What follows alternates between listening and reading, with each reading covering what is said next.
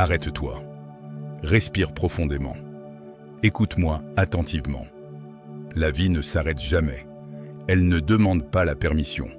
Elle ne rejoue pas les scènes passées. Chaque instant est une opportunité déguisée en routine. Chaque lever de soleil est une porte ouverte que beaucoup laissent fermer par peur, par habitude ou par simple oubli. Mais tu es ici maintenant, et cela change déjà tout. Aujourd'hui, tu ne regardes pas une vidéo de plus. Tu te trouves face à un rappel sacré, une vérité que ton âme a toujours connue, mais que le bruit du monde ne laisse pas entendre. La vie, c'est maintenant, pas demain. L'amour de soi n'est pas optionnel, il est urgent. Et le bonheur ne s'attend pas. Il se cultive chaque jour, dans chaque geste, dans chaque pensée. Imagine que cette voie t'accompagne sur un sentier caché entre des arbres centenaires.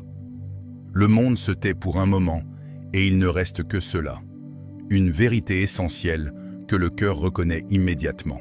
Dans ce silence, tu peux enfin entendre ce que ton être profond essaie de te dire depuis si longtemps. Profite de chaque pas, de chaque respiration, de chaque erreur et de chaque rencontre. Parce que l'aventure ne commence pas quand tout est parfait. Elle commence quand tu oses vivre avec le cœur éveillé, alerte, présent. Le voyage intérieur commence exactement là où tu te trouves en ce moment. Chapitre 1. L'acceptation de soi, la racine de toute transformation. La vie nous offre des moments magnifiques, mais aussi des défis qui nous font parfois vaciller. Il y a ceux qui se concentrent uniquement sur le négatif, laissant la tristesse les dévorer peu à peu. Mais je te le dis du fond du cœur, c'est précisément dans les jours difficiles que nous grandissons le plus, car ils nous obligent à regarder à l'intérieur de nous-mêmes. Lao Tse disait « Connaître les autres, c'est de l'intelligence. Se connaître soi-même, c'est de la sagesse véritable. » Et c'est exactement cela. La connaissance de soi est la carte qui nous guide vers une vie pleine de sens, une existence authentique où chaque choix reflète notre véritable nature. Pense à un arbre. Ce n'est que lorsque ses racines embrassent la terre telle qu'elle est, sans refuser la pierre ni la boue, qu'il parvient à croître haut et fort. De même, nous ne pouvons fleurir que lorsque nous acceptons ce que nous sommes, sans masquer nos blessures, ni renier nos cicatrices. Chaque marque sur notre peau, chaque douleur dans notre cœur, fait partie de notre histoire unique. L'important n'est pas de ne jamais tomber. L'important est d'apprendre à te relever. Peu importe combien de fois tu tombes, ce qui compte, c'est comment tu décides de te lever. Le véritable succès, c'est de continuer à avancer avec enthousiasme après chaque chute, après chaque déception. Bouddha enseignait « Il n'y a pas de chemin vers le bonheur. Le bonheur est le chemin. » Chaque pas que tu fais, même quand tu sens que tes forces faiblissent, est une victoire sur la peur et le doute. Chaque matin où tu choisis de continuer est un acte de courage extraordinaire. Laisse-moi te raconter l'histoire d'un jeune sculpteur qui aimait profondément son art. Pendant des années, son œuvre fut rejetée encore et encore, chaque refus comme un coup au cœur. Mais il continuait, guidé par quelque chose de plus grand que lui. Un jour, l'une de ses sculptures toucha le cœur d'un vieux sage qui reconnut immédiatement le génie dans son travail. Ce jour-là, le sculpteur comprit que chaque échec avait été un échelon vers sa grandeur. Les pierres qu'il avait brisées, les formes qu'il avait abandonnées, tout cela l'avait préparé à créer son chef-d'œuvre. Comme lui, tes trébuchements font partie du chemin. Ne les fuis pas, ne les maudis pas. Embrasse-les, comme des maîtres sévères mais nécessaires. Chaque erreur porte en elle une leçon que le succès ne pourrait jamais t'enseigner. L'échec te montre tes limites actuelles pour que tu puisses les dépasser. Il te révèle où tu dois grandir. Mais attention, accepter ne signifie pas se résigner. Accepter, c'est reconnaître la réalité telle qu'elle est maintenant, sans la juger, sans la combattre inutilement. C'est seulement à partir de cette acceptation que le véritable changement devient possible. Tu ne peux pas transformer ce que tu refuses de voir. Regarde-toi dans le miroir aujourd'hui. Non pas avec les yeux du critique qui cherche les défauts, mais avec les yeux de l'ami bienveillant qui voit la beauté dans l'imperfection. Vois l'être humain qui fait de son mieux, qui porte ses fardeaux avec courage, qui continue malgré tout. Cet être mérite ton amour, ta compassion, ta patience. Combien de fois t'es-tu jugé sévèrement pour des choses que tu pardonnerais facilement à un ami? Combien de fois t'es-tu parlé avec une dureté que tu n'infligerais jamais à quelqu'un que tu aimes? Il est temps de devenir ton propre ami, ton propre allié, ton propre soutien. La transformation commence par un simple acte, te regarder avec honnêteté et compassion, reconnaître tes forces sans arrogance et tes faiblesses sans honte, comprendre que tu es un être en devenir, un projet inachevé, une histoire qui s'écrit encore. Et cette histoire peut changer de direction à tout moment, car tu en es l'auteur principal. Chapitre 2. Dompter l'orgueil et cultiver l'humilité. L'orgueil mal géré est comme un feu. Il peut éclairer ton chemin ou consumer ton âme. J'ai connu des personnes si acharnées à avoir raison qu'elles ont perdu des amitiés précieuses, des opportunités extraordinaires et la paix de leur cœur. Ne sois pas l'esclave de ton ego.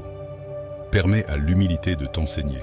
Facundo Cabral disait « Tu n'es pas déprimé, tu es distrait de la vie qui t'entoure. » Souvent, c'est l'orgueil qui nous distrait de l'essentiel. Écoutez vraiment, remercier sincèrement, pardonner généreusement et comprendre profondément.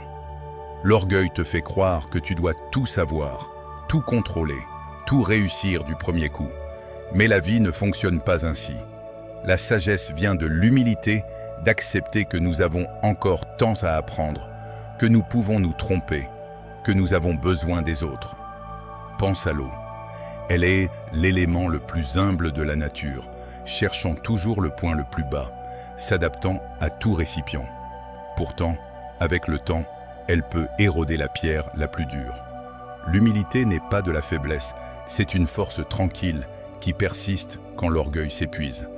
J'ai vu des leaders puissants s'effondrer parce qu'ils ne pouvaient pas admettre une erreur.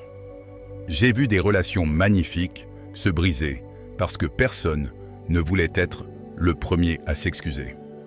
L'orgueil exige toujours un prix élevé, et c'est souvent ton bonheur qu'il prend en paiement. L'humilité, en revanche, ouvre des portes. Quand tu admets que tu ne sais pas, tu crées l'espace pour apprendre. Quand tu reconnais une erreur, tu montres ta force, pas ta faiblesse. Quand tu écoutes vraiment les autres, sans planifier déjà ta réponse, tu découvres des perspectives qui enrichissent ta vision du monde. Voici un exercice simple, mais puissant. Pendant une semaine, pratique l'écoute profonde. Quand quelqu'un te parle, ne pense pas à ce que tu vas répondre. Ne juge pas. N'interromps pas. Écoute simplement avec tout ton être, comme si cette personne était la plus importante du monde à cet instant. Tu seras surpris de ce que tu découvriras, non seulement sur les autres, mais sur toi-même. L'humilité te permet aussi d'apprendre de tout et de tous. Le jeune enfant peut t'enseigner l'émerveillement. La personne âgée peut partager sa sagesse. Même celui que tu considères comme inférieur à toi dans un domaine possède des connaissances et des expériences uniques dont tu peux bénéficier. Les plus grands maîtres spirituels de l'histoire ont tous partagé cette qualité, une humilité profonde malgré leur sagesse immense. Ils savaient que plus on apprend, plus on réalise l'étendue de ce qu'on ignore. C'est le paradoxe de la connaissance. La vraie sagesse commence par reconnaître son ignorance. Ne confonds pas humilité avec fausse modestie. L'humilité ne consiste pas à nier tes talents ou à te diminuer. Elle consiste à reconnaître tes dons sans en tirer de l'arrogance, à célébrer tes succès sans mépriser ceux qui n'ont pas encore atteint ton niveau. C'est comprendre que si tu as des talents, c'est en partie grâce à des circonstances favorables, à des gens qui t'ont aidé, à des opportunités qui se sont présentées. Un autre aspect crucial de l'humilité, la capacité à demander pardon sincèrement. Combien de relations pourraient être sauvées par 3 mots simples ? Je suis désolé, mais l'orgueil se dresse comme un mur, empêchant ces mots de sortir. Il te chuchote. Si tu t'excuses, tu admets ta faiblesse. Mais c'est un mensonge. S'excuser quand on a tort est un signe de force extraordinaire. Pense à toutes les fois où quelqu'un t'a blessé et ne s'est jamais excusé. Comment cela t'a-t-il fait sentir ? Maintenant, pense à toutes les fois où tu as blessé quelqu'un et n'as jamais fait amende honorable. Cette dette émotionnelle pèse sur ton cœur, même si tu ne le réalises pas consciemment. L'humilité te libère de ce fardeau. Elle te permet de dire « J'ai fait une erreur. Je te demande pardon. Comment puis-je réparer ?» Ces mots ont un pouvoir de guérison immense, pour toi comme pour l'autre. Chapitre 3. Maîtriser tes émotions par la sérénité. Nous vivons dans un monde qui exige des réponses rapides et des décisions immédiates. Tout va vite, trop vite. Mais je veux que tu fermes les yeux un instant, que tu écoutes ta respiration et que tu sentes la vie dans chaque battement de ton cœur. Ramana Maharshi enseignait « La paix est ta nature véritable, elle est en toi. Tu n'as pas besoin de la chercher à l'extérieur, seulement de te rappeler qui tu es et de revenir à ton centre. Cette paix intérieure, cette sérénité, c'est ton refuge dans les temps difficiles. C'est le port tranquille où tu peux t'abriter quand la tempête fait rage dehors. Mais comme tout refuge, il faut l'entretenir, le fortifier, savoir y accéder quand tu en as besoin. Les émotions sont comme des vagues sur l'océan. Elles s'élèvent, parfois avec violence, puis retombent. L'océan lui-même reste calme dans ses profondeurs, imperturbable. Tu es cet océan. Les émotions ne sont pas toi, elles te traversent. Quand tu comprends cela, tu cesses d'être submergé par elles. Trop souvent, nous nous identifions à nos émotions. Je suis en colère, disons-nous. Mais tu n'es pas la colère. Tu es celui qui observe la colère. Cette distinction subtile change tout. Si tu es la colère, tu ne peux pas t'en libérer. Mais si tu es celui qui observe la colère, tu peux la laisser passer comme un nuage dans le ciel. Je t'invite à faire un exercice maintenant. Respire profondément, lentement. Imagine que tu marches le long d'une rivière aux eaux cristallines. Chaque pensée lourde, chaque émotion difficile est une feuille morte que tu déposes sur l'eau. Regarde-la s'éloigner, emportée par le courant. Tu n'as pas besoin de la retenir. Tu peux la laisser partir. Répète pour toi-même. Je suis la paix. Je suis le calme. Je suis la sérénité. Non pas comme une affirmation vide, mais comme une reconnaissance de ta vraie nature. Sous les couches de stress, d'anxiété, de peur, il y a en toi un espace de paix inaltérable. C'est ton essence. La colère est peut-être l'émotion la plus destructrice. Elle surgit rapidement, souvent avant que tu aies le temps de réfléchir. Et dans sa chaleur, tu dis des mots que tu ne peux pas retirer. Tu fais des choses que tu regrettes. La colère est comme un charbon ardent. Tu penses le lancer sur quelqu'un d'autre, mais c'est ta main qui se brûle en premier. Comment gérer la colère ? Le premier pas est la reconnaissance. Quand tu sens la colère monter, nomme-la. Je ressens de la colère.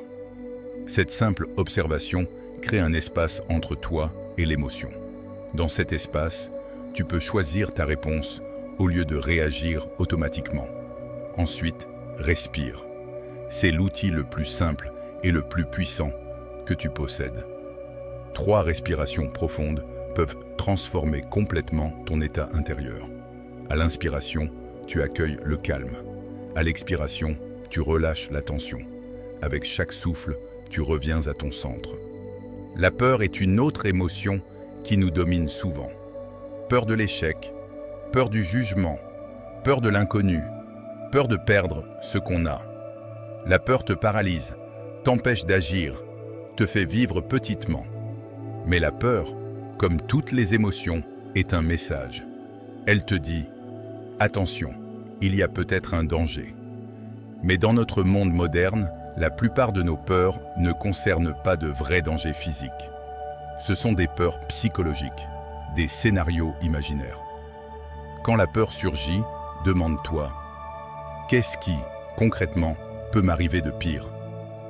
Souvent, tu réaliseras que le pire scénario n'est pas si terrible, et même s'il l'est, tu découvriras que tu as les ressources pour y faire face. La peur diminue de taille quand tu la regardes directement, au lieu de la fuir. La tristesse, elle, a sa place. Contrairement à ce que notre culture nous dit, il est bon parfois d'être triste. La tristesse honore ce qui a été perdu. Elle nettoie le cœur. Mais il y a une différence entre ressentir la tristesse et s'y complaire. Permette-toi de pleurer quand c'est nécessaire, mais ne construis pas ta maison dans la vallée des larmes. Un exercice quotidien pour cultiver la sérénité. Chaque matin, avant de commencer ta journée, assieds-toi en silence pendant 5 minutes. Juste 5 minutes. Ne médite pas, ne prie pas, ne réfléchis pas. Sois simplement présent. Sens ton corps, écoute ta respiration, observe tes pensées sans les suivre. Ces 5 minutes créeront un fondement de calme sur lequel toute ta journée peut se construire. Le soir, avant de dormir, fais l'inventaire de ta journée sans jugement. Quelles émotions as-tu ressenties? Quand as-tu perdu ton calme? Quand l'as-tu maintenu? Qu'as-tu appris? Cette pratique développe ce qu'on appelle la conscience métacognitive, la capacité à observer tes propres processus mentaux. C'est une compétence inestimable. Souviens-toi aussi que la sérénité n'est pas l'absence d'émotions. Ce n'est pas devenir une pierre froide. C'est la capacité à ressentir pleinement les émotions sans être dominé par elles. C'est être comme le bambou qui plie sous le vent mais ne se brise pas. C'est avoir la flexibilité intérieure pour accueillir ce qui vient et la force de rester centré. Les grands maîtres spirituels n'étaient pas des êtres sans émotion.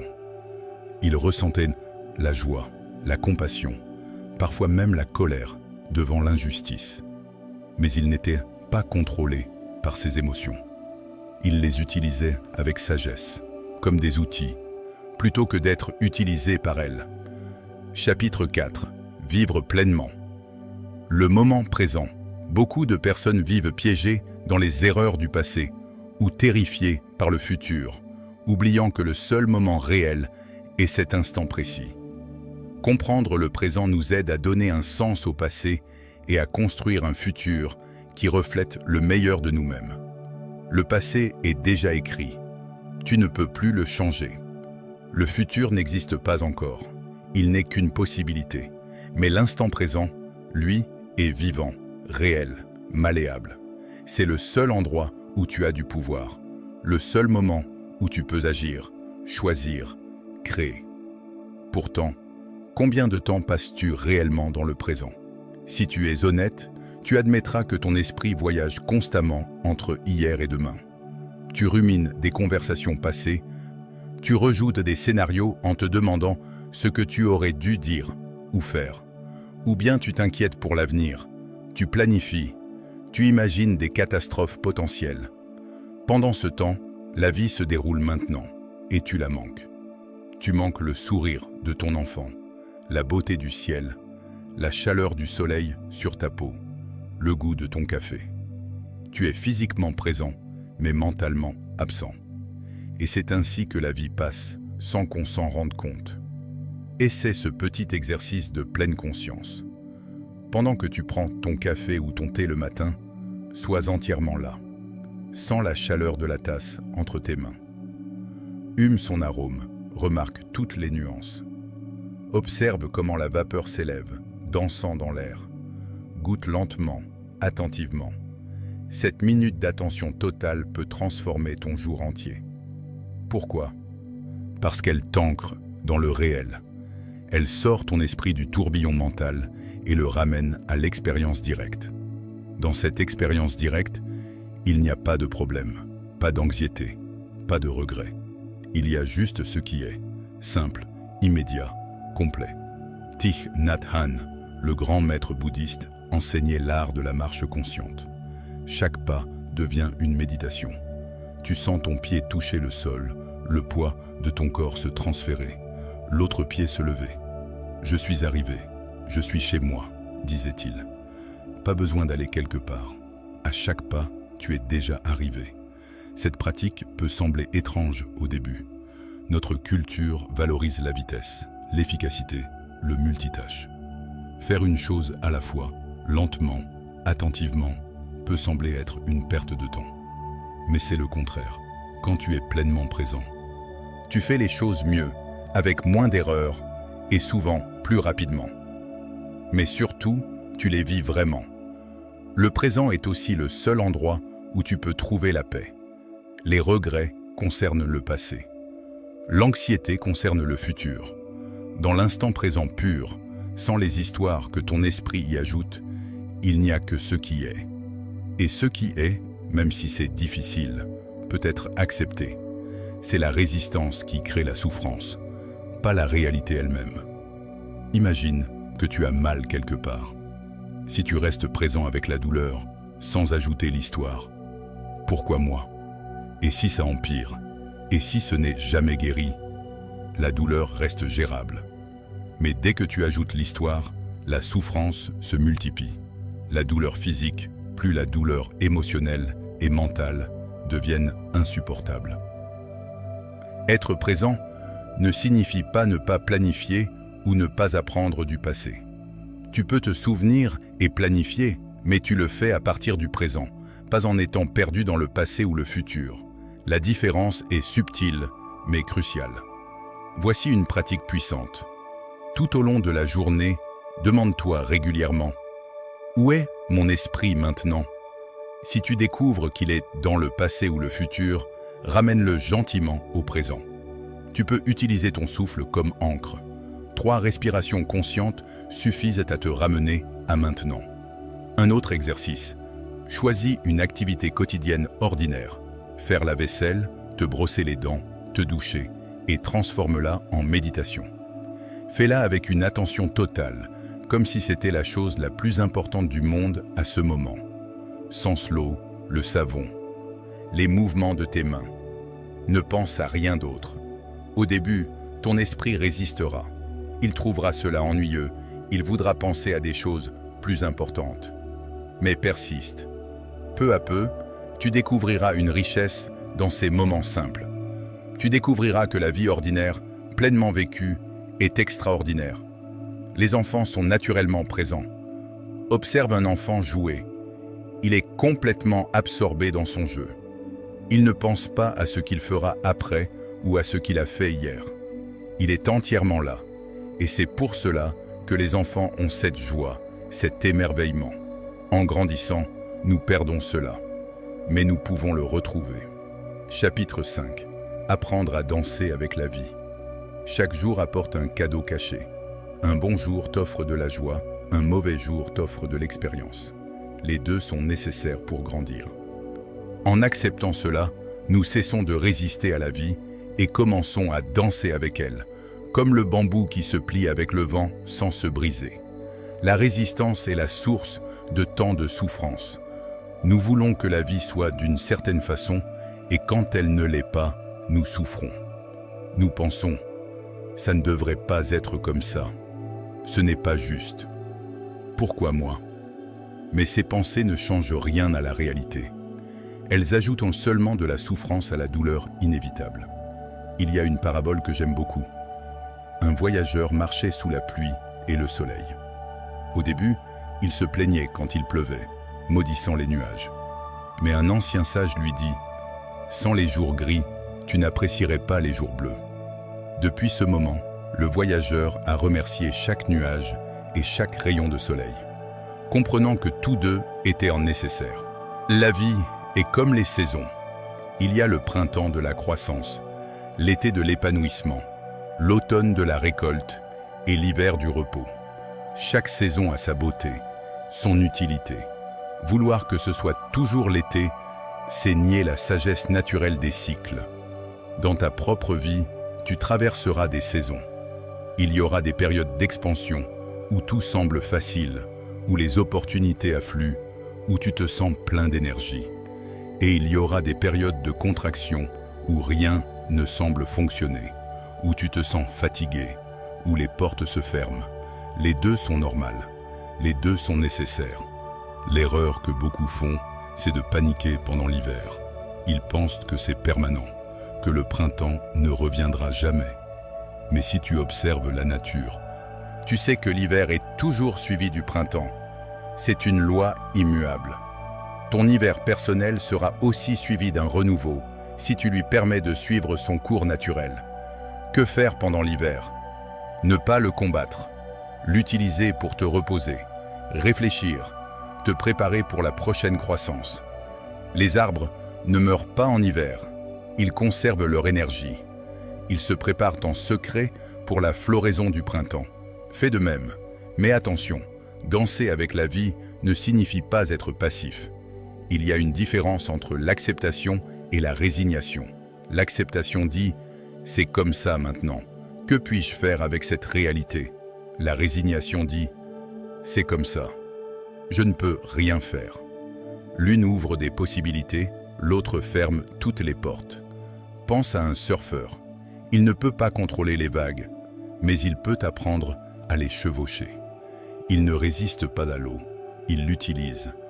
Quand une grande vague arrive, il ne la combat pas, il s'aligne avec elle.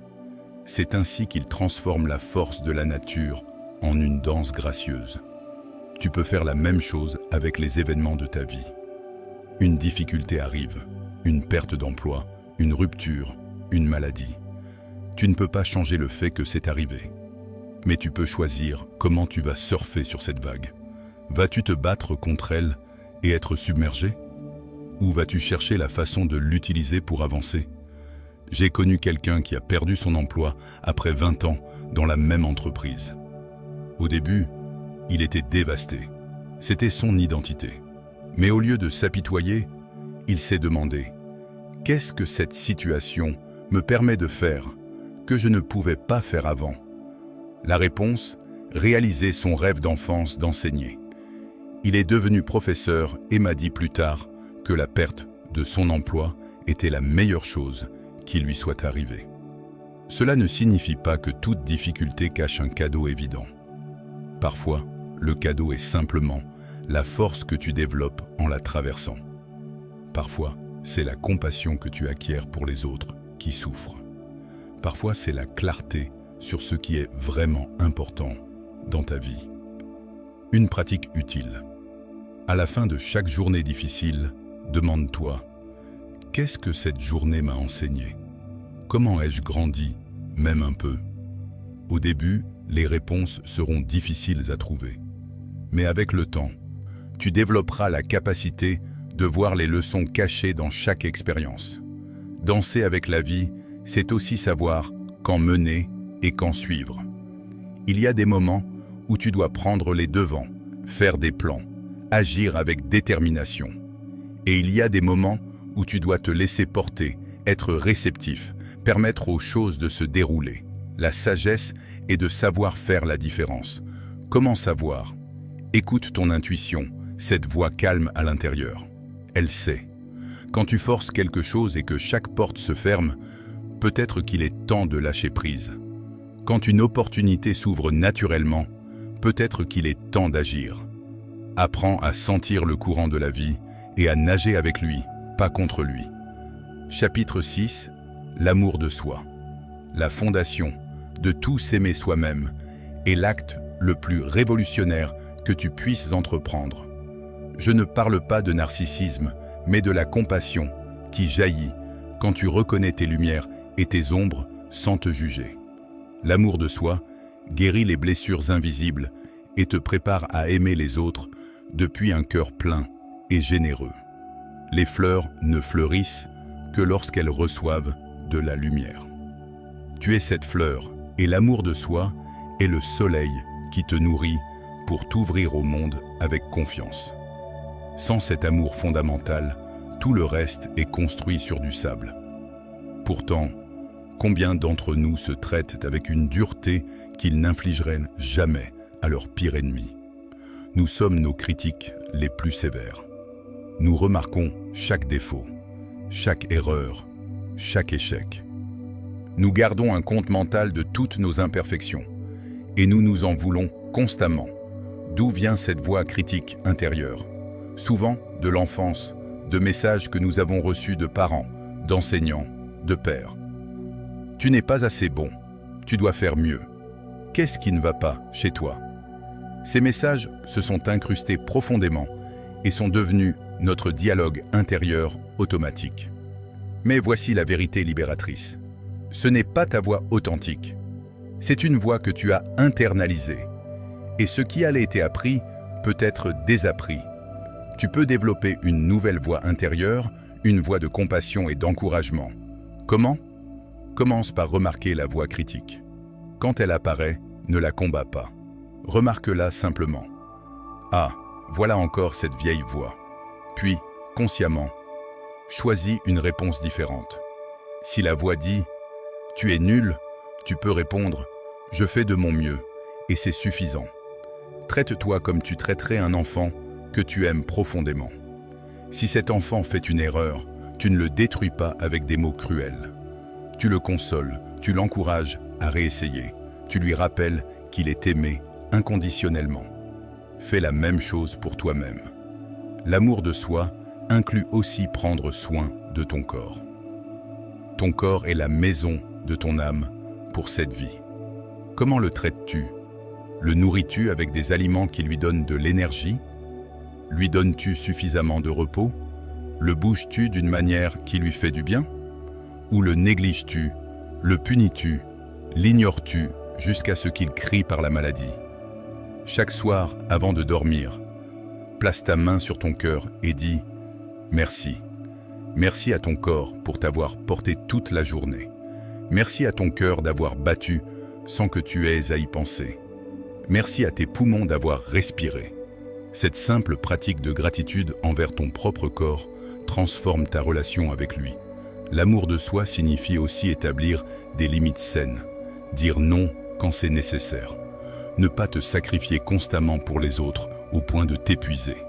Ce n'est pas de l'égoïsme, c'est de la préservation de soi. Tu ne peux pas verser d'une tasse vide. Pour aider les autres, tu dois d'abord prendre soin de toi. Beaucoup de gens, surtout les femmes, ont été conditionnés à croire que prendre soin d'eux-mêmes est égoïste. Mais c'est faux. C'est comme dans l'avion. On te dit de mettre ton masque à oxygène d'abord avant d'aider les autres. Pourquoi? Parce que si tu perds conscience, tu ne peux aider personne. Le principe est le même dans la vie. Pardonne-toi pour tes erreurs passées. Elles ont été commises par une version de toi qui ne savait pas ce que tu sais maintenant. Tu as fait de ton mieux avec les ressources et la conscience que tu avais à ce moment. Maintenant, tu sais mieux, donc tu peux faire mieux. Mais te haïr pour le passé ne sert à rien. Voici un exercice puissant. Écris une lettre à ton moi passé, celui qui a fait cette erreur que tu regrettes tant.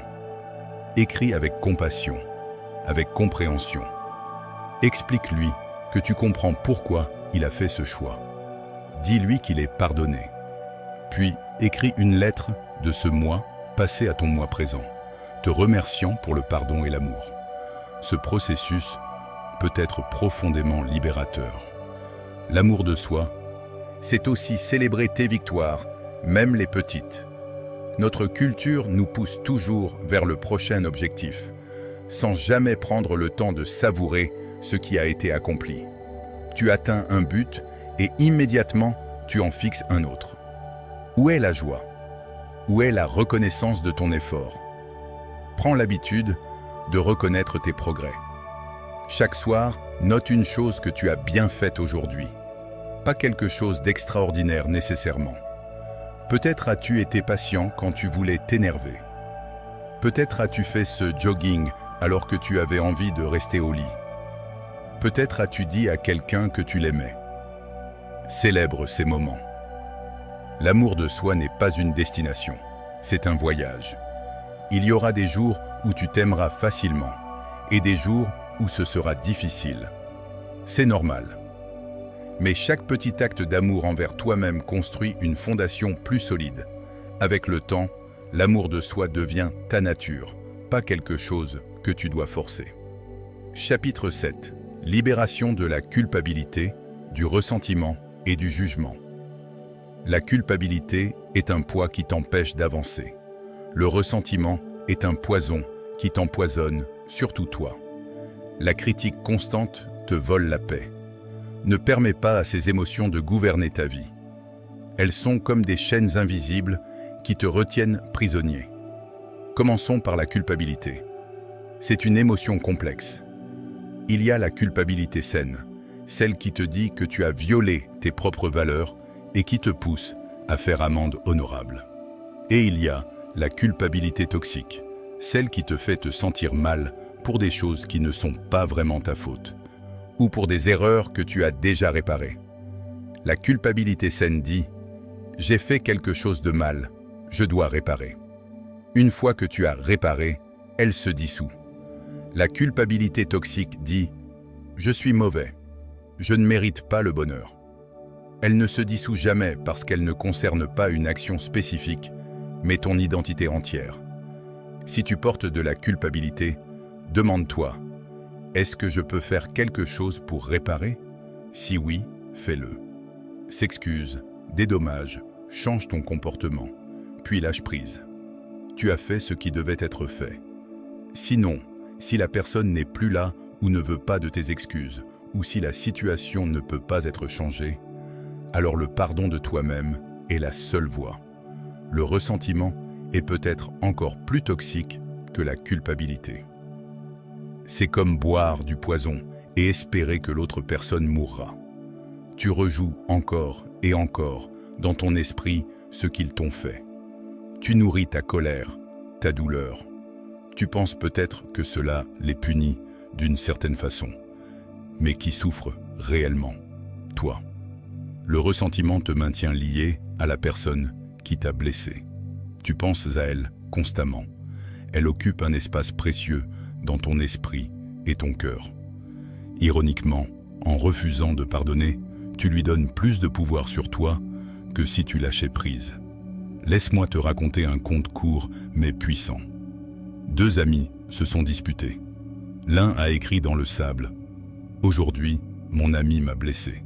Le lendemain, l'ami s'est excusé et l'autre a gravé dans la pierre « Aujourd'hui, mon ami m'a demandé pardon ». Le premier a demandé pourquoi cette différence. Le second a répondu « Les erreurs s'écrivent dans le sable pour que le vent les efface. Les vertus se gravent dans la pierre pour qu'elles durent à jamais. C'est une sagesse profonde. Nous faisons souvent l'inverse. Nous gravons les offenses dans la pierre de notre mémoire et écrivons les gentillesses dans le sable où elles s'effacent rapidement. Si nous inversions cela, notre vie serait transformée. Le pardon ne signifie pas oublier, excuser le comportement ou permettre à quelqu'un de te blesser à nouveau. Le pardon signifie décider de ne plus porter le poids de cette blessure. C'est un acte de libération pour toi-même. Comment pardonner quand c'est vraiment difficile? Commence par comprendre que la personne qui t'a blessé était elle-même blessée. Les gens heureux, en paix, ne blessent pas les autres intentionnellement. Celui qui t'a fait du mal agissait depuis sa propre douleur, son propre manque, sa propre peur. Cela n'excuse pas son comportement, mais cela te permet de le voir comme un être humain imparfait, pas comme un monstre. Ensuite, réalise que garder le ressentiment ne change rien au passé. Cela ne répare pas ce qui a été cassé. Cela ne te donne pas justice. Tout ce qu'il fait, c'est te faire souffrir dans le présent pour quelque chose qui s'est passé dans le passé. Est-ce vraiment ce que tu veux? Voici un exercice de pardon. Visualise la personne qui t'a blessé. Imagine-la comme un enfant qui a eu une enfance difficile, qui a été blessé aussi. Vois la souffrance en elle. Puis, dans ton cœur, dis « Je te libère, je me libère. Ce qui s'est passé est terminé. Je choisis la paix. » Tu n'as pas à le dire à haute voix ou à cette personne. C'est un acte intérieur. Maintenant, parlons de la critique et du jugement. Nous vivons dans une culture de jugement. Les réseaux sociaux en sont l'exemple parfait. Des millions de personnes jugent constamment les autres, critiquent, condamnent. Et ce jugement externe se transforme en jugement interne. Nous nous jugeons aussi sévèrement. Le jugement crée une séparation. Il y a nous et eux, les bons et les mauvais, les corrects et les incorrects. Mais la réalité est beaucoup plus nuancée. Chaque personne fait de son mieux avec ce qu'elle a. Chaque personne a sa propre histoire, ses propres luttes, ses propres raisons. Quand tu te surprends à juger quelqu'un, fais une pause. Demande-toi, qu'est-ce que je ne sais pas de leur situation ? Quelle souffrance pourrait expliquer ce comportement ? Cette simple question ouvre ton cœur à la compassion plutôt qu'au jugement. Et applique cette même compassion à toi-même. Quand tu fais une erreur, au lieu de te critiquer, demande-toi, pourquoi ai-je fait ça ? Quel besoin essayais-je de satisfaire ? Que puis-je apprendre ? Cette approche te permet de grandir plutôt que de te diminuer. Chaque nuit avant de dormir, pratique ce que j'appelle le rituel de libération. Pense à une erreur que tu as commise aujourd'hui. Pardonne-toi. Promets-toi de faire mieux demain. Puis pense à quelqu'un qui t'a irrité ou blessé aujourd'hui. Libère ce ressentiment. Souhaite-lui du bien. Enfin, libère tout jugement que tu as porté sur toi ou sur les autres. Couche-toi avec le cœur léger, prêt pour un nouveau jour. Chapitre 8. Le bien-être intégral. Corps, esprit et âme. Pour être véritablement heureux, tu as besoin d'un équilibre entre le corps, l'esprit et l'âme. Pense à un oiseau. Il a besoin de ses deux ailes pour voler. Si tu fortifies seulement ton esprit, mais négliges ton corps ou ton âme, tôt ou tard, tu perdras l'équilibre. Ton corps est le temple de ton esprit. Comment en prends-tu soin ? Beaucoup de gens traitent de leur voiture mieux qu'ils ne traitent leur propre corps. Ils font la maintenance régulière de leur voiture, lui donnent le bon carburant, la gardent propre. Mais leur corps, ils le remplissent de malbouffe, le privent de sommeil, l'assoient toute la journée. Le mouvement est essentiel. Nos corps ont été conçus pour bouger, pas pour rester assis 8 heures par jour. Tu n'as pas besoin de courir des marathons. Une simple marche quotidienne fait des merveilles. Quand tu marches, surtout dans la nature, tu fais plus qu'exercer ton corps. Tu calmes ton esprit, tu nourris ton âme. L'alimentation est également cruciale. Tu as entendu le dicton « Tu es ce que tu manges ». C'est vrai. Les aliments que tu consommes deviennent littéralement les cellules de ton corps. Donnerais-tu à quelqu'un que tu aimes de la nourriture qui le rendrait malade ? Alors pourquoi le ferais-tu à toi-même ? Je ne prêche pas le perfectionnisme. Mange un gâteau si tu en as envie, mais fais-le consciemment, en savourant chaque bouchée, pas mécaniquement devant un écran. Et la plupart du temps, choisis des aliments qui donnent de l'énergie à ton corps, plutôt que de le ralentir. Le sommeil est peut-être le plus sous-estimé des besoins physiques. Dans notre culture de l'agitation, dormir est presque vu comme une faiblesse. Je dormirai quand je serai mort, disent certains fièrement. Mais sans sommeil adéquat, ton corps et ton esprit ne peuvent pas fonctionner. Le sommeil n'est pas du temps perdu, c'est du temps de régénération essentiel. Je te propose une routine simple pour cultiver ce bien-être intégral. Chaque matin, étire ton corps avec gratitude. Prends au moins 5 minutes de silence pour calmer ton esprit. Fais une petite action qui nourrit ton âme, comme prier, méditer ou écrire tes pensées. Cette routine n'a pas besoin d'être longue. 15 minutes suffisent pour n'entantissile. Mais ces 15 minutes posent la fondation de ta journée. Elles te disent « Je suis important, mon bien-être compte, je mérite ce temps ».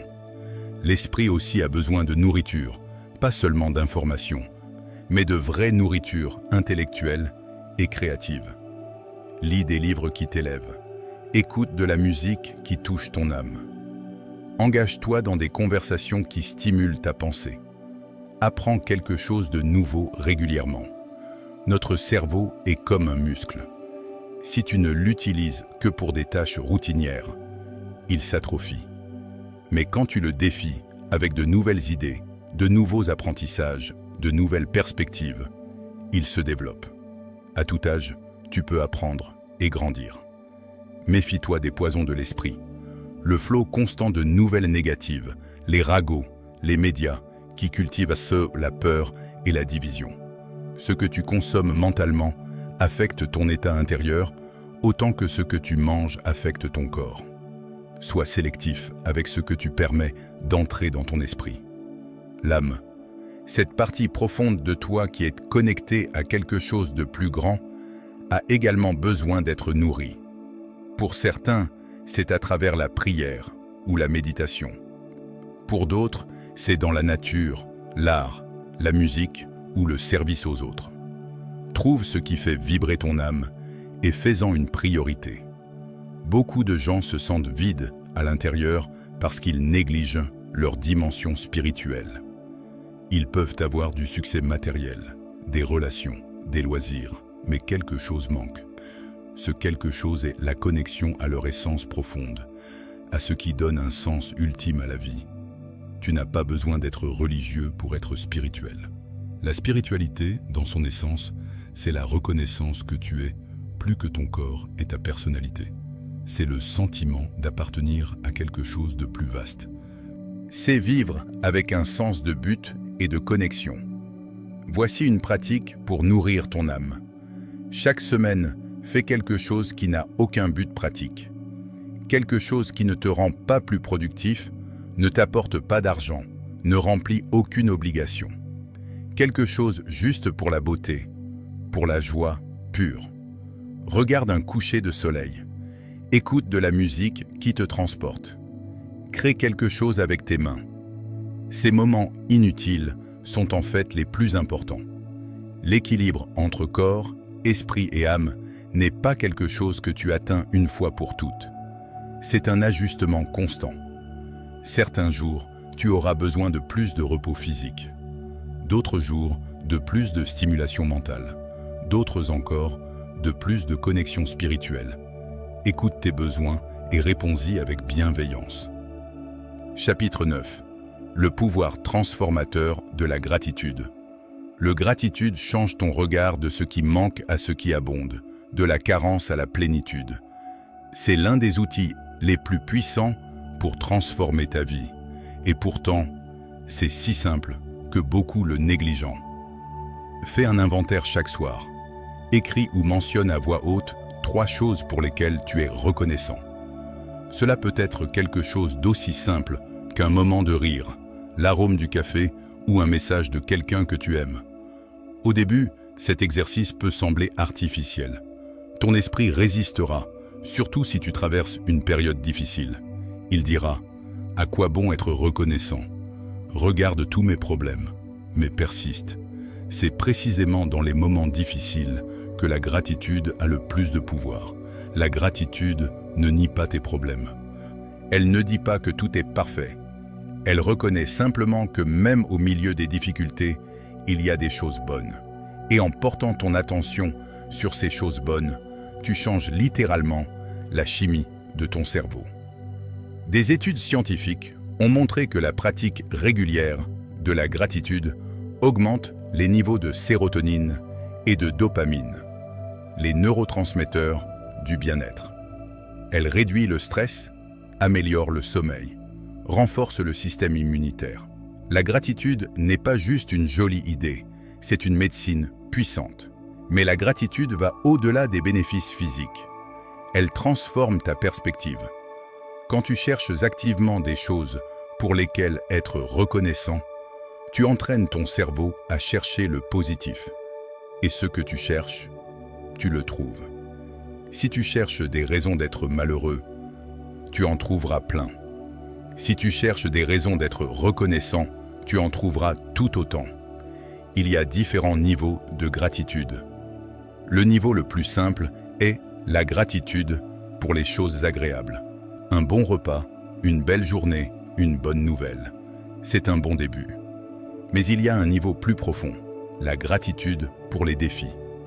Oui, être reconnaissant pour les difficultés. Cela semble contre-intuitif, n'est-ce pas? Mais réfléchis. Quand as-tu le plus grandi dans ta vie? N'était-ce pas pendant les périodes difficiles? Les défis te forcent à développer de nouvelles capacités, à découvrir des forces que tu ne savais pas avoir, à réévaluer ce qui est vraiment important. Un maître zen disait à ses étudiants de remercier leurs obstacles. « Ils sont tes meilleurs professeurs », disait-il. « Ils te montrent où tu as encore besoin de grandir. Sans eux, tu resterais petit, confortable, mais limité. Alors quand quelque chose de difficile arrive, après avoir permis l'émotion initiale de frustration ou de tristesse, demande-toi, quelle est la leçon ici? Comment cette situation peut-elle me servir? De quoi puis-je être reconnaissant, même dans cela? Les réponses ne viennent pas toujours immédiatement, mais avec le temps, elles se révèlent. Voici une pratique puissante. La lettre de gratitude. Pense à quelqu'un qui a eu un impact positif sur ta vie, quelqu'un à qui tu n'as jamais vraiment exprimé ta gratitude. Écris-lui une lettre détaillant exactement ce qu'il a fait pour toi et comment cela t'a affecté. Puis, si possible, lis-lui la lettre en personne. Les études montrent que les personnes qui font cet exercice ressentent une augmentation significative du bonheur qui peut durer des mois. Et imagine l'impact sur la personne qui reçoit la lettre. Dans un monde où les critiques abondent et les compliments sont rares, ton expression de gratitude peut illuminer leur vie. Ne réserve pas ta gratitude seulement pour les grandes choses. Trouve la beauté dans l'ordinaire, l'eau chaude de ta douche, le toit au-dessus de ta tête, le repas sur ta table, les yeux qui te permettent de lire ces mots. Nous tenons tant de choses pour acquises jusqu'à ce que nous les perdions. Imagine si tu te réveillais demain avec seulement les choses pour lesquelles tu as remercié hier. Que resterait-il? Cette pensée peut t'aider à réaliser combien tu as déjà. La gratitude crée également un cercle vertueux. Quand tu es reconnaissant, tu es plus généreux. Quand tu es généreux, les gens répondent positivement. Quand les gens répondent positivement, tu as plus de raisons d'être reconnaissant. Et le cycle continue. Commence dès aujourd'hui. Pas demain, aujourd'hui. Avant de t'endormir ce soir, trouve 3 choses pour lesquelles tu es reconnaissant. Demain matin, en te réveillant, avant même de sortir du lit, trouve 3 autres choses. Fais de cela une habitude aussi automatique que te brosser les dents.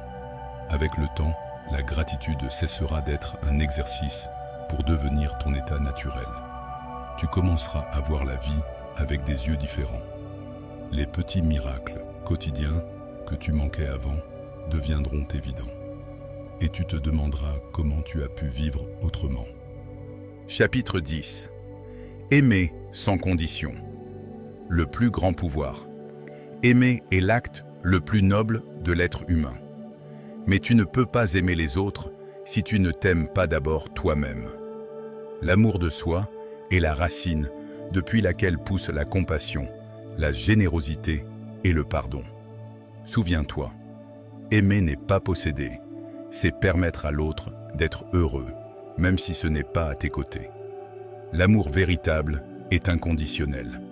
Il ne dit pas « je t'aimerai si tu changes, si tu fais ce que je veux, si tu me rends heureux ». Il dit simplement « je t'aime tel que tu es ». C'est un amour qui n'exige rien en retour, qui ne garde pas le compte des erreurs, qui pardonne infiniment. Ce genre d'amour semble impossible, n'est-ce pas? Et pourtant, c'est le seul amour qui soit vraiment libérateur. L'amour conditionnel, je t'aime si, est en réalité une forme de manipulation. C'est un contrat, pas de l'amour. Et les contrats créent toujours du ressentiment quand une partie sent que l'autre ne remplit pas sa part. L'amour inconditionnel commence avec toi-même. Peux-tu t'aimer même quand tu échoues? Même quand tu fais des erreurs? Même quand tu ne corresponds pas à l'image idéale que tu as de toi? Si tu ne peux pas faire cela pour toi-même, tu ne pourras jamais vraiment le faire pour les autres.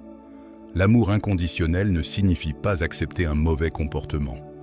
Tu peux aimer quelqu'un et quand même établir des limites. Tu peux dire « je t'aime » Mais je ne permettrai pas ce comportement dans ma vie. Ce n'est pas contradictoire. En fait, c'est la forme la plus saine d'amour. Un parent qui aime vraiment son enfant établit des limites. Il ne laisse pas l'enfant faire tout ce qu'il veut. Les limites montrent l'amour, car elles enseignent la responsabilité et protègent le bien-être à long terme. De même, dans toutes les relations. Mais voici le défi. L'amour inconditionnel demande que tu abandonnes tes attentes de qui l'autre personne devrait être. Tu dois aimer la personne réelle, pas la version idéale dans ta tête. C'est difficile parce que nous projetons tous nos désirs, nos peurs, nos besoins non comblés sur les gens que nous aimons. Dans les relations amoureuses, cela devient particulièrement complexe. Nous tombons amoureux de quelqu'un et pensons « Enfin, la personne qui me complétera, qui me rendra heureux. » Mais personne d'autre ne peut te compléter ou te rendre heureux. Tu dois arriver entier dans une relation. Quand deux personnes entières se rencontrent, l'amour qui se crée est multiplicateur, pas additionnel. 1 plus 1 ne fait pas 2, mais 11. Chacun amplifie l'autre. Mais quand deux personnes brisées se rencontrent, cherchant chez l'autre ce qui leur manque, cela crée de la dépendance, pas de l'amour. L'amour véritable donne de la liberté. Il dit « Je veux que tu sois pleinement toi-même, même si cela signifie que tu grandis au-delà de moi, même si cela signifie que nos chemins se séparent. » C'est terrifiant, parce que cela signifie lâcher prise sur le contrôle. Mais c'est le seul amour qui permette aux deux personnes de s'épanouir vraiment. Pense à un jardinier qui aime ses plantes. Il les arrose, les nourrit, leur donne de la lumière. Mais il n'essaie pas de les forcer à pousser plus vite ou de leur donner une forme différente.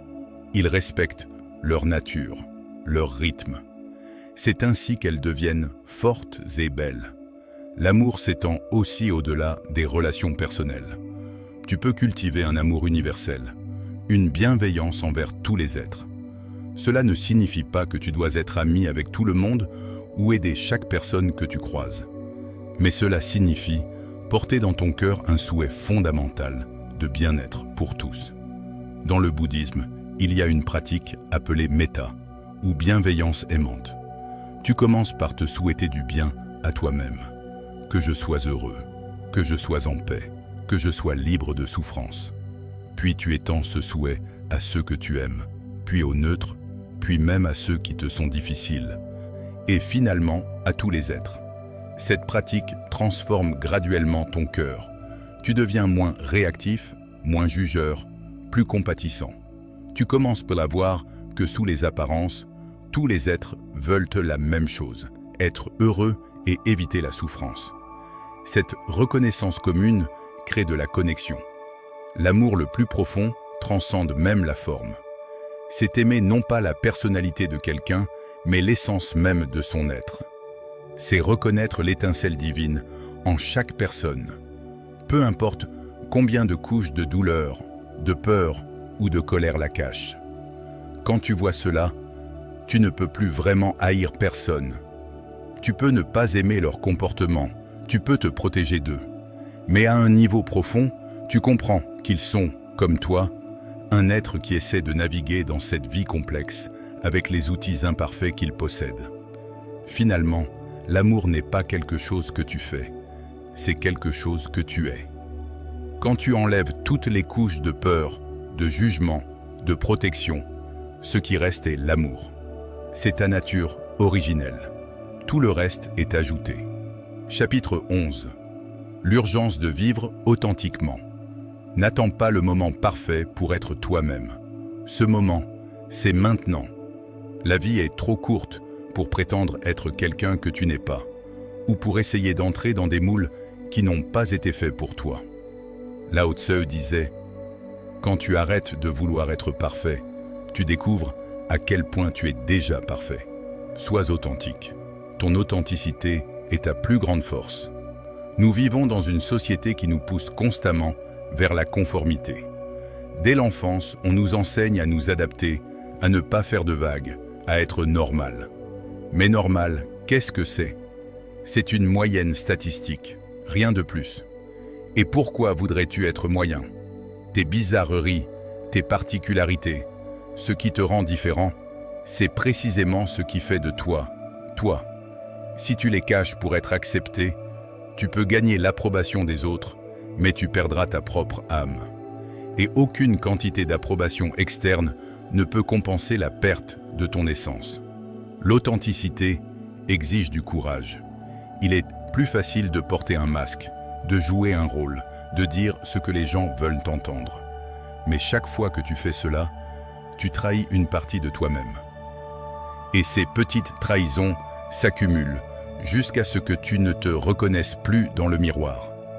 J'ai connu une femme qui a passé 20 ans dans une carrière qu'elle détestait, parce que c'était ce que ses parents attendaient d'elle. Elle était misérable, mais continuait, pensant que c'était son devoir. À 45 ans, elle a eu un problème de santé qui l'a forcée à s'arrêter. Et dans ce moment d'arrêt forcé, elle s'est finalement demandé « Qu'est-ce que je veux vraiment ?» La réponse était surprenante. Elle voulait être potière, quelque chose qu'elle avait aimé enfant mais abandonné comme pas pratique. Elle a pris le risque, a commencé à apprendre, et aujourd'hui, 10 ans plus tard, elle dit que ces 10 années ont été plus riches que les 45 précédentes, parce qu'enfin, elle vivait sa vérité. Combien de temps vas-tu attendre pour vivre ta vérité? Jusqu'à ce que tu aies assez d'argent? Jusqu'à ce que tes enfants grandissent? Jusqu'à ta retraite? Ces excuses sont compréhensibles, mais elles sont quand même des excuses. La vie ne garantit pas le temps. Le moment d'être toi-même est maintenant. Cela ne signifie pas être imprudent. Tu peux prendre des mesures pratiques pour te rapprocher de ton authenticité. Mais chaque jour, fais un petit pas. Exprime une opinion honnête au lieu d'acquiescer. Porte ce que tu veux vraiment porter, pas ce que tu penses que tu devrais porter. Poursuis ce projet qui te passionne, même si personne ne le comprend. L'authenticité attire l'authenticité.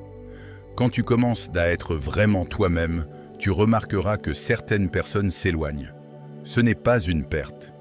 Ceux qui s'éloignaient étaient attachés au masque, pas à toi. Et pendant ce temps, de nouvelles personnes apparaîtront, des personnes qui résonnent avec ton vrai moi. Une des plus grandes peurs concernant l'authenticité est le jugement. Que vont-ils penser? Mais voici une vérité libératrice. Les gens qui comptent ne jugent pas, et les gens qui jugent ne comptent pas. Ceux qui t'aiment vraiment accepteront qui tu es. Les autres, leur opinion n'a pas d'importance. De plus, les gens sont beaucoup moins préoccupés par toi que tu ne le penses. Ils sont trop occupés à s'inquiéter de ce que tu penses d'eux. Nous sommes tous pris dans nos propres drames intérieurs. Alors autant être libre dans le tien. L'authenticité dans les relations est particulièrement importante. Combien de relations sont basées sur des versions éditées de nous-mêmes? Nous montrons notre meilleur côté au début, cachant nos défauts, nos peurs, nos bizarreries.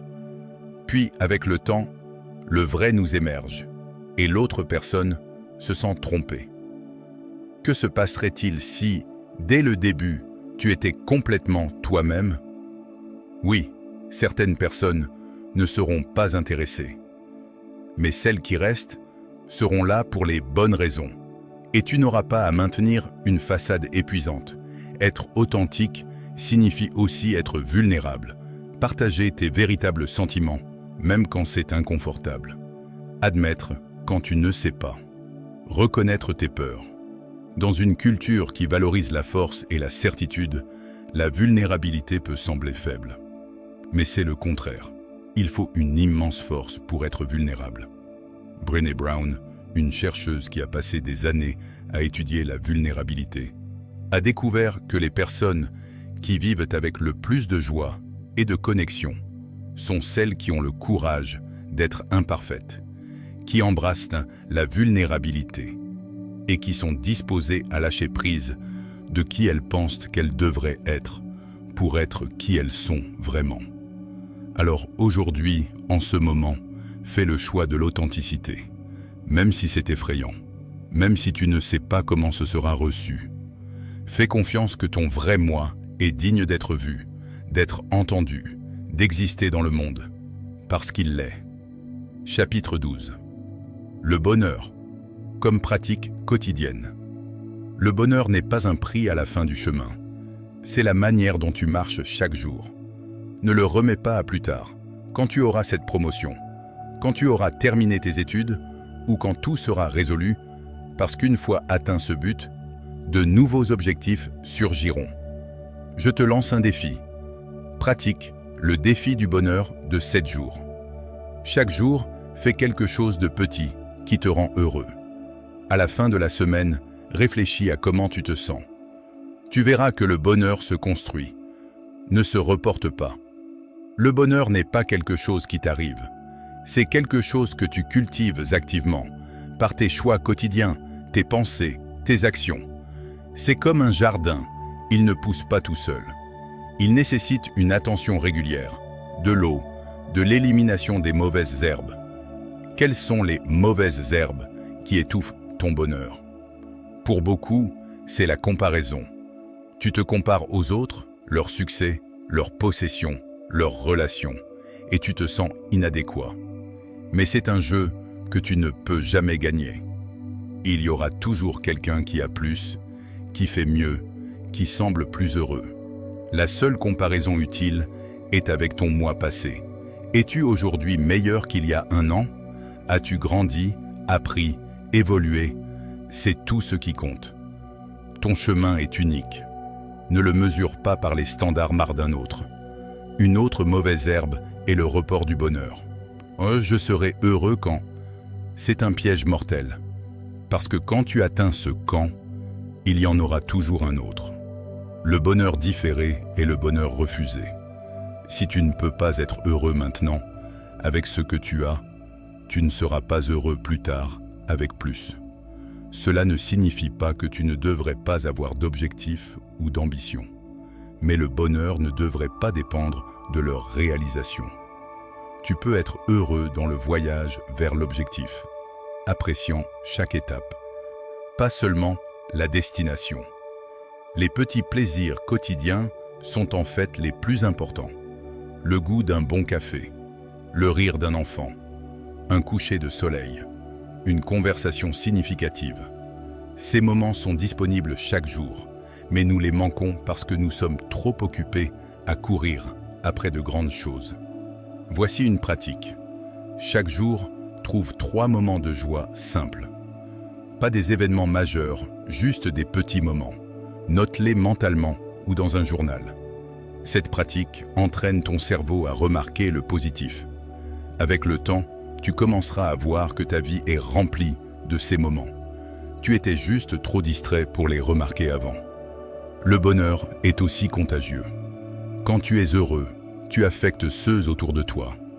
Ton énergie s'élève et l'énergie des autres s'élève avec.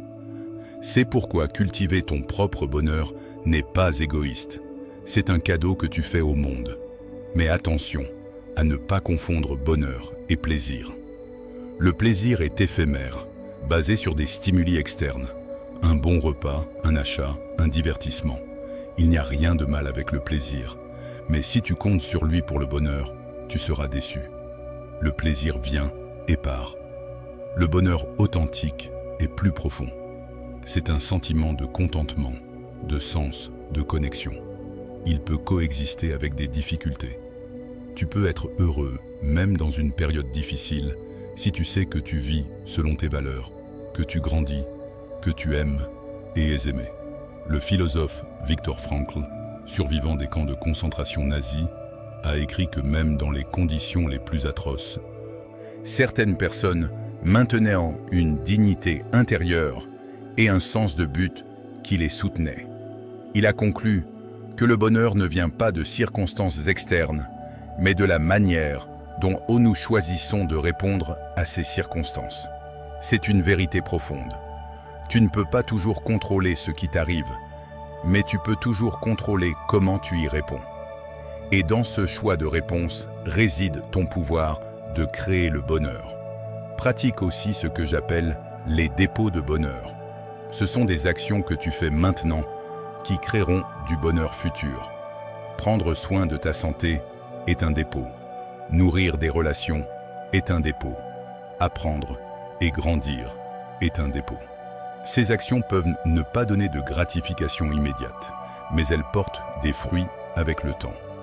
En revanche, il y a des retraits de bonheur, des actions qui donnent du plaisir maintenant, mais créeront des problèmes plus tard. Manger trop de malbouffe, éviter une conversation difficile, procrastiner sur quelque chose d'important. Ces choix ont un coût qui se paie avec intérêt. Sois stratégique avec ton bonheur. Fais plus de dépôts que de retraits. Ton futur moi te remerciera. Enfin, rappelle-toi que le bonheur est un choix. Pas toujours un choix facile, mais un choix quand même. Chaque matin, tu peux choisir de chercher le bon ou de te concentrer sur le mauvais. Tu peux choisir la gratitude ou le ressentiment. Tu peux choisir l'espoir ou le désespoir. Certaines personnes objecteront « c'est facile de choisir le bonheur quand tout va bien ». Mais quand tu traverses une vraie difficulté, c'est vrai, c'est beaucoup plus difficile. Mais même dans les moments les plus sombres, il y a un choix. Tu peux choisir de ne pas ajouter de souffrance supplémentaire par tes pensées ontonnantes et ton attitude. Tu peux choisir de chercher même une petite lumière dans l'obscurité. Le bonheur n'est pas l'absence de problèmes. C'est la paix au milieu des problèmes. C'est la capacité à trouver de la joie malgré les circonstances. Et cela commence par une décision que tu prends chaque jour, chaque heure, parfois chaque minute. Je choisis le bonheur. Conclusion. Chaque jour est un nouveau départ. Définitivement, chaque lever de soleil est un bateau qui part une seule fois. Et chaque coucher de soleil est un port qui se ferme pour toujours. Navigue chaque jour comme un capitaine courageux, car le futur s'écrit avec les voiles que tu hisses aujourd'hui. Souviens-toi, vieillir est un trésor que tous n'obtiennent pas. Chéris chaque vague de joie. Ramasse des perles d'amour de soi et plonge dans l'océan du bonheur. Aime-toi comme le soleil aime l'horizon, et tu seras éternellement heureux. Tout ce dont nous avons parlé, l'acceptation de soi, l'humilité, la maîtrise émotionnelle, la présence, l'amour inconditionnel, l'authenticité, le bonheur comme pratique, ce ne sont pas des concepts philosophiques abstraits, ce sont des outils pratiques pour vivre une vie plus riche, plus vraie, plus libre. Mais la connaissance sans action reste stérile. Tu peux lire 1000 livres de sagesse, mais si tu n'appliques rien, rien ne changera. Le savoir doit devenir pratique. La compréhension doit se transformer en comportement. C'est un travail de chaque jour, de chaque instant. Ne te décourage pas si tu échoues. Tu vas échouer. Nous échouons tous. Tu oublieras d'être présent. Tu jugeras quelqu'un. Tu seras impatient. Tu te perdras dans le passé ou le futur. C'est humain. Ce qui compte, c'est de remarquer quand cela arrive et de revenir à tes intentions. Pense à l'apprentissage d'un instrument de musique. Au début, c'est difficile, maladroit. Tes doigts ne vont pas où tu veux. Les sons sont discordants, mais tu persistes. Chaque jour, un peu de pratique. Et graduellement, presque imperceptiblement, cela devient plus facile. Un jour, tu te rends compte que tu joues sans effort, perdu dans la musique. C'est pareil avec ces pratiques de vie. Au début, se rappeler d'être reconnaissant demande un effort. Être présent est difficile, mais avec la pratique quotidienne, ces choses deviennent ta nature. Tu n'as plus à y penser, tu es simplement ainsi. Quel petit pas peux-tu faire aujourd'hui? Pas demain, aujourd'hui. Peut-être simplement noter 3 choses pour lesquelles tu es reconnaissant avant de dormir ce soir. Ou prendre 5 minutes de silence le matin. Ou te regarder dans le miroir et te dire « Je t'aime tel que tu es ». Un petit pas. C'est tout ce qui est nécessaire. Parce que les petits pas, faits de manière constante, parcourent des distances énormes. 1 kilomètre ne se marche pas d'un coup. Il se marche un pas à la fois. Et chaque pas compte. N'oublie jamais ton pouvoir. Tu as le pouvoir de choisir tes pensées, tes réactions, tes actions. Tu ne contrôles pas tout dans la vie, mais tu contrôles cela. Et c'est suffisant. Avec ce contrôle-là, tu peux créer une vie qui a du sens, qui a de la joie, qui touche les autres positivement. Le monde a besoin de toi. Non pas d'une version parfaite et polie de toi, mais du vrai toi, avec tous tes défauts et tes dons uniques. Ton authenticité donne aux autres la permission d'être authentique. Ton bonheur élève ceux autour de toi. Ton amour crée plus d'amour. Ne sous-estime jamais l'impact que tu peux avoir. Un sourire donné à un étranger peut changer le cours de sa journée. Un mot gentil peut sauver quelqu'un qui était au bord du gouffre. Ton choix de pardonner, d'aimer, d'être présent, crée des ondulations qui s'étendent bien au-delà de ce que tu peux voir. Alors vis pleinement, aime profondément, ris souvent, pardonne rapidement, sois présent constamment et n'oublie jamais que chaque jour est un cadeau. C'est pourquoi on l'appelle le présent. Si ce message a touché ton cœur, je t'invite à le partager avec ceux que tu aimes. Laisse dans les commentaires quelle partie t'a le plus inspiré. Ensemble, nous pouvons créer une vague de conscience, d'amour, de présence qui transforme le monde, une personne à la fois. Merci de m'avoir accompagné dans ce voyage.